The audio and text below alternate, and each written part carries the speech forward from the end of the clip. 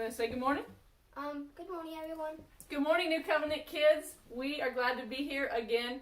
You'll notice we're wearing the same clothes. Forgive us. We're filming 2 lessons at once because Mr. Johnson's leaving and he's filming for us. He also told me that the last lesson I did, y'all couldn't see this. So I'm going to show y'all this again. Y'all remember what this thing was? There, is that a better view? This is a capo, and it helps us, we can move it all up and down the neck of the guitar, and it helps us get different sounds from it. The higher you go, here, let me put it up super high. This is going to sound crazy. Listen. Ooh, that didn't even sound good. Here, let's do it down here. Higher, and then lower. That's kind of cool. And it's a way to help people with different ranges of their voices. Lots of times men sing very, very low, and sometimes women can sing very, very high, and we want to sing it in the middle, because that's where I can sing. So we're going to do Amazing Grace again. I hope you all are learning it. We're going to go through the first 3 verses that we've been working on, and then we're going to add one more. We're going to do I Go, You Go with Trip. But Trippy, you ready to sing just the whole thing through? Mm-hmm. Yeah?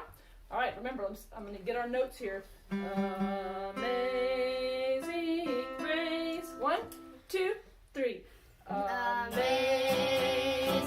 grace, how sweet the sound that saved a wretch like me. I once was lost, but now I am found. Was blind, but now I see. What's grace?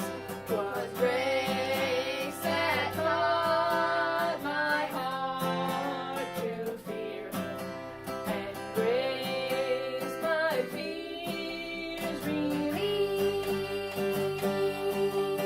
How precious did that grace appear the hour I first believed. We've been there. When we've been there 10,000 years, bright shining as the sun, we numberless days to sing God's praise.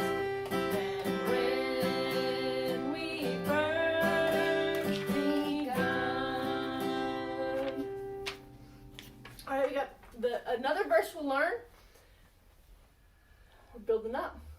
Okay, we got the Lord has promised good to me. Is how this verse starts. Ready, Trippy? I go, you go. The Lord has promised good to me. Your turn, Trip. The Lord has promised good to me. His word my hope secures. Your turn, Trip. His word my hope secures. Good job. My turn. He will my shield and portion be. Your turn.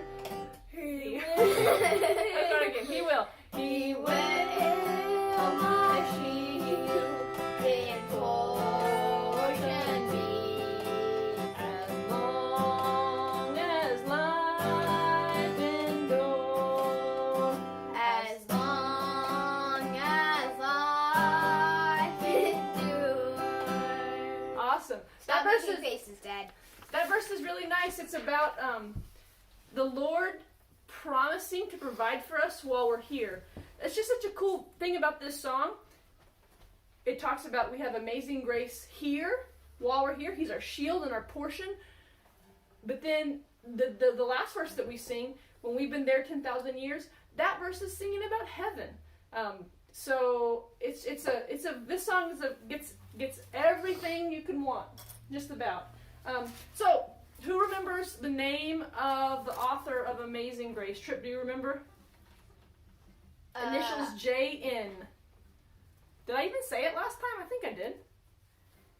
Only once. John Newton. John Newton. I want y'all to remember that. He is an amazing figure in Christian history. So, John Newton, and remember what his job was? What was he doing before the Lord changed his heart? He was like, I think trading slaves and trying to destroy the church. Then he, later on, he made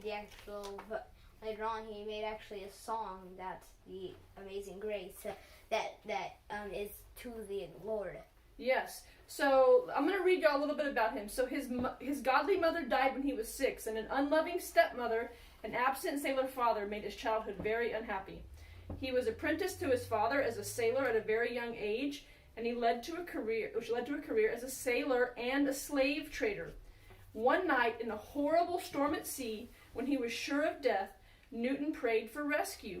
This led to a rejection of his profane life. That means foul, sinful, just really living in opposition to God.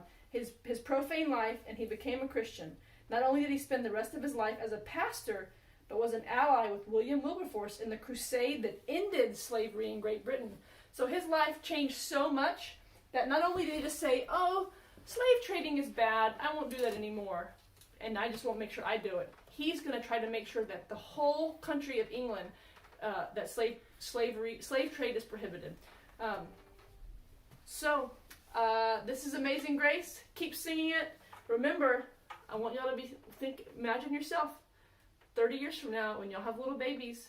This is a song y'all can sing to them. So get these words written on your hearts. All right, see y'all next week, hopefully in person soon.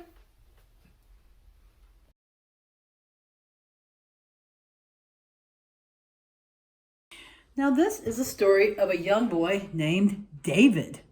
David was a sheep herder. That was his job. He took care of all the sheep, and it was his job to make sure they didn't get killed, they didn't get lost, and he was good at what he did. He protected the sheep very well. Well, one day his father sent someone to go get David. And so they took David back to his father, and his father said, I need you to do something for me. And David said, yes, Father, what would you like me to do? And his father said, I want you to go find your brothers. Your brothers are in a valley, and they are battling with a group called the Philistines. Now, the Philistines were pretty bad guys. They were mean to people who loved God. And so David said, well, I'll do that. And David's father said, well, you're too young to be in the battle, obviously. You're just a kid. You're just a teenage boy. But maybe you could go there and bring them some food, bring them some water to help them while they battle the Philistines. And David said, yeah, I could do that. So David went off to meet his brothers.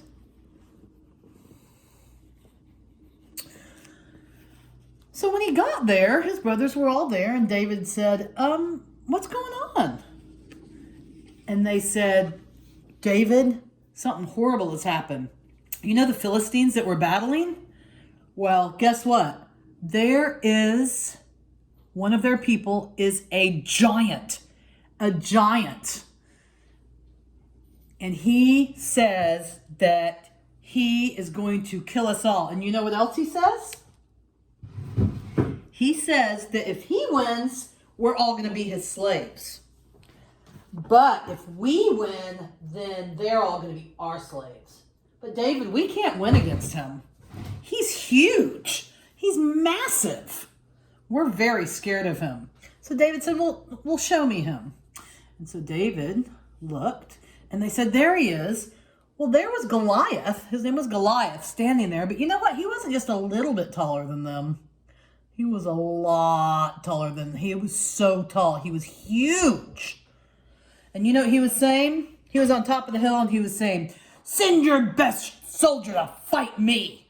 You all are chickens. Your God can't save you. I'll whip your heads off and have you on toast. And he laughed his terrible laugh. Ha, ha, ha. And it boomed around the valley. Well, Goliath might have been a green slimy monster the way the people were all so scared of him. They knew if someone didn't do something quick, if someone didn't save them, Well, David said, I'm not afraid. I'll fight him. So he went to the leader of the army. And he said to the leader of the army, I'll fight Goliath for you. And the leader laughed and said, You? You're just a little shepherd boy. How are you going to fight? David said, God will help me. And so he gave David his royal armor to wear. But you know what? It was so heavy that David couldn't even walk. He couldn't even move. And David said, you know what? I don't need this. So he went out to where Goliath was.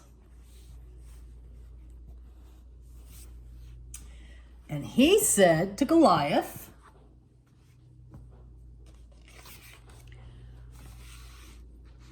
I am going to fight you. And Goliath laughed. He said, You? And David said, Yep, me. I'm not strong. I'm not big. But my God is big. And the giant laughed and laughed. He said, I could step on you. You're so small. But you know what David said? David said, it isn't how strong you are or how many swords and spears you have that will save you. It is God who will save you. This is God's battle, and God always wins his battle. And David had a slingshot. And you know what he did?